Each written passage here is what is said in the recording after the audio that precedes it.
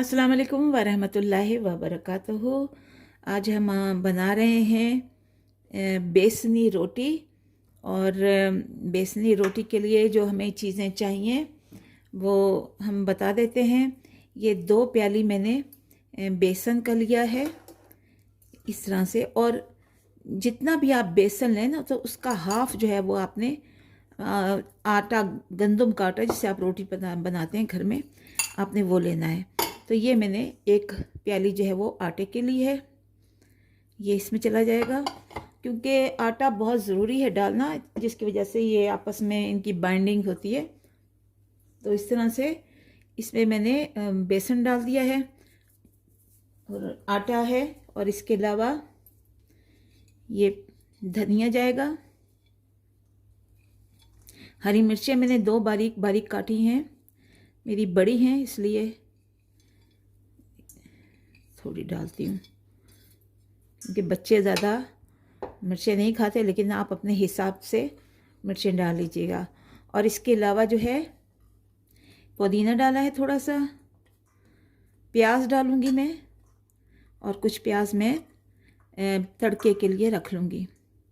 और ये है 1 चम्मच जो है वो ज़ीरा पाउडर है, ये चला गया। हल्दी है, ये काली मिर्च है, नमक है, और ये थोड़ी सी अजवाइन है। और ये सब जो है वो इसमें चली जाएंगी। और इसे हम अच्छी तरह से मैंने कप लिया है पानी का, इसे हम गूंद लेते हैं।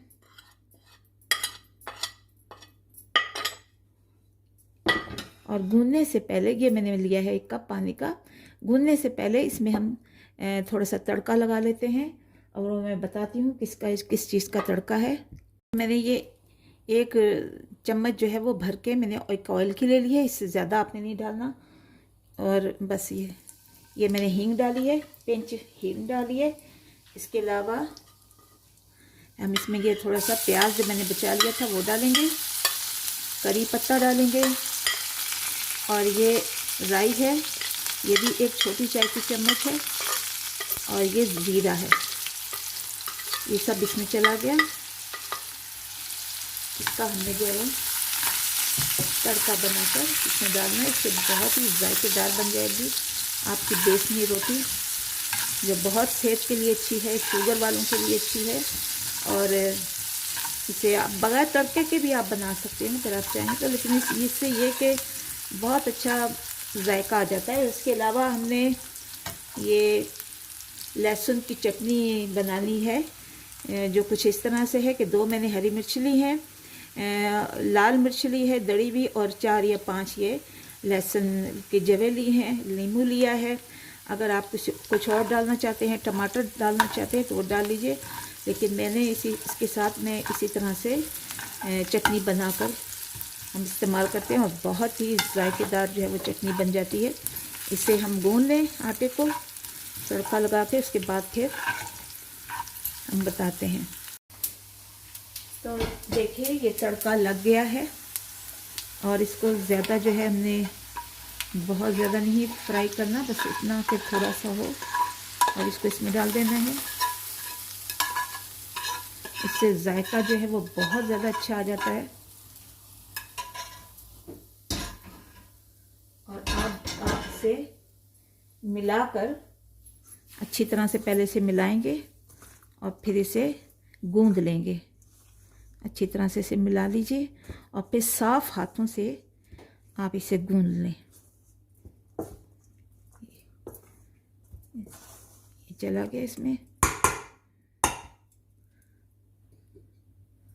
तो अब इसे हम, ये जो पानी हमने लिया है, थोड़ा थोड़ा करके हम डालते हैं, और इससे हम गूंद लेते हैं।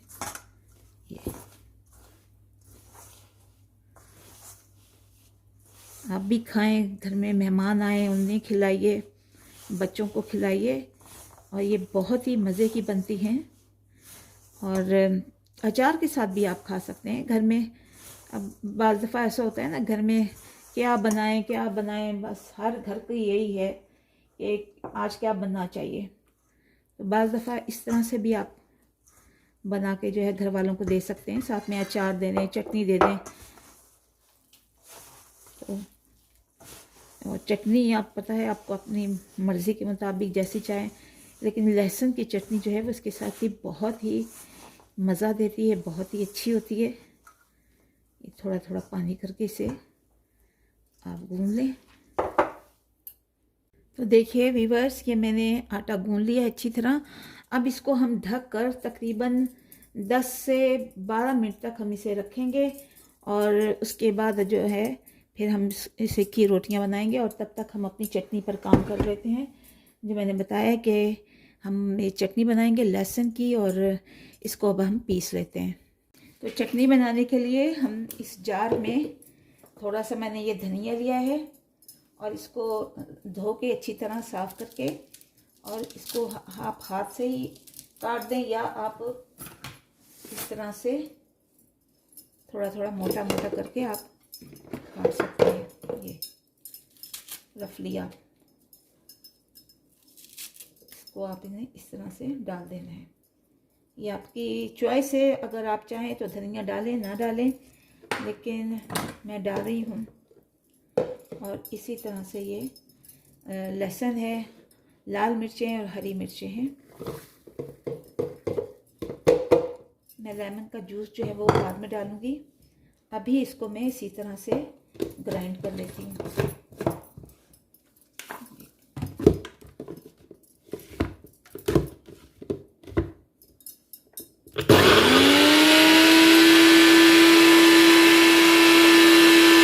वीवर देखिए, ये हमारी लहसुन की उसमें डाली हैं मिर्चें और लेमन का जूस वगैरह, और उससे बन के तैयार हो गई है। और बड़ी अच्छी, बड़ी नाइस, बड़ी तीखी है। लेकिन आप अगर चाहें तो इसमें मिर्चें कम कर सकते हैं। मैंने हरी मिर्च भी डाली है और कुटी हुई मिर्चें भी डाली हैं।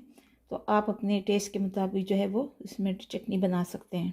तो वीवर देखिए, हमने इसके पेड़े बना लिए हैं और इस पर स्प्रिंकल करके इसे हमने ऐसे रोटी बना ली है।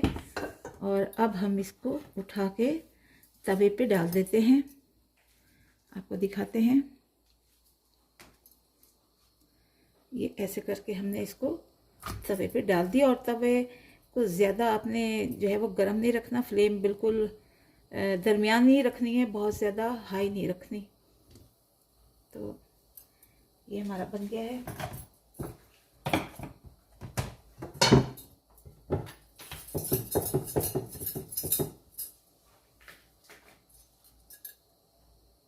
तो ये रोटी हमारी पक रही है, बेसन वाली। इसको हल्के हल्के हाथों से सेकना है हमने।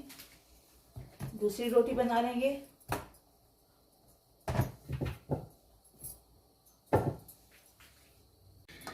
एक तरफ से बन गई है, अब हम इसे सेक लेते हैं। ये देखिए, एक तरफ से बन चुकी है, दूसरी तरफ से हम इसको सेक लेंगे।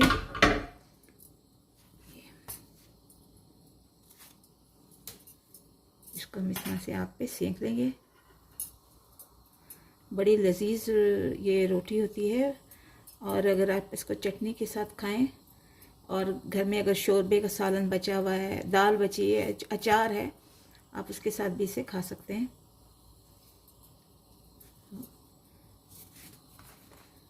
देखिए,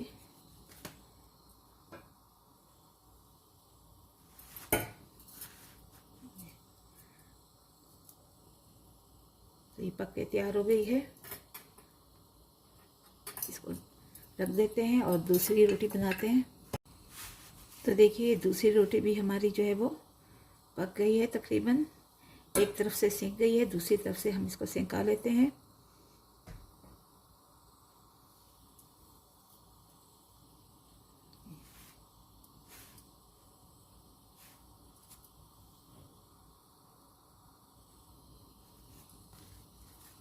इस तरफ से बन गई है।